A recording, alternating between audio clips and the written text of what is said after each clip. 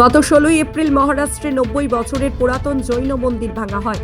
মন্দির ভেঙে ধর্মের উপর আঘাত করা হয়েছে বলে অভিযোগ তোলে জাতীয় কংগ্রেস। মুখ্যমন্ত্রী দেবেন্দ্র ফাড়নবিসের নেতৃত্বে সেই মন্দির ভাঙা হয়েছে এবং বিজেপি শাসিত মহারাষ্ট্রে ধর্মীয় সংস্কৃতি নষ্ট করা হয়েছে। ধর্মীয় উস্কানি দিয়ে দেশ জুড়ে দাঙ্গা লাগানোর অভিযোগ তোলে ও জৈন মন্দির ভাঙার বিরুদ্ধে সোমবার সকাল 10:30 নাগাদ পানাগড় বাজারে রণদিহা মোড়ে প্রতিবাদ সভা করেন কংগ্রেসের কর্মী সমর্থকরা। এদিন প্ল্যাকার্ড পোস্টার হাতে নিয়ে ঘটনার প্রতিবাদ জানানোর পাশাপাশি রণদিহা মোড়ে বেশ কিছুক্ষণ ধরে পুরাতন জাতীয় সড়ক অবরোধ করার পাশাপাশি মহারাষ্ট্রের মুখ্যমন্ত্রী দেবেন্দ্র ফাড়নবিসের পুষ্পতুল দাহ করেন কংগ্রেস কর্মী সমর্থকরা। এবং এদিন এই কর্মসূচিতে উপস্থিত ছিলেন কাকসা ব্লক কংগ্রেসের সভাপতি পুরব ব্যানার্জি।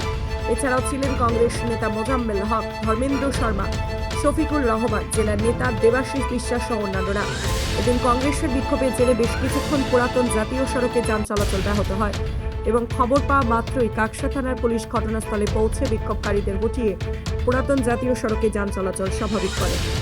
আজকে আমাদের বিক্ষোভ গত 16 এপ্রিল মহারাষ্ট্রে 90 বছরের পুরনো জৈন মন্দির, সেই জৈন মন্দিরকে মহারাষ্ট্রের ডবল ইঞ্জিন সরকার, তার মুখ্যমন্ত্রী দেবেন্দ্র ফাড়নবিস, তার মুখ্যমন্ত্রীত্বে সেই 90 বছরের পুরনো মন্দিরকে ভেঙে দিয়েছে বুলডোজার দিয়ে।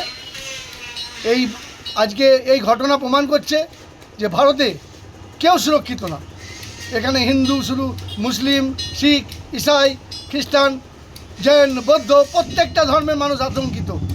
হিন্দুদের দলিতরা এখানে পীড়িত হচ্ছে, একইভাবে বাকি সব ধর্মের মানুষরা পীড়িত হচ্ছে। ভারতে একটা কায়েমি, একটা উগ্রবাদের রাজনীতি চলছে। আমরা ভারতীয় জাতীয় কংগ্রেস, আমরা সর্বধর্মে বিশ্বাসী। আমরা জানি যে নানা ভাষা, নানা মত, নানা পরিধান, সেই বিবিধের মধ্যে ঐক্য, এটা আমাদের ভারতবাসীর চরিত্র, আমাদের ঐতিহ্য, আমাদের সংস্কৃতি, আমাদের হিন্দুত্ব। এটা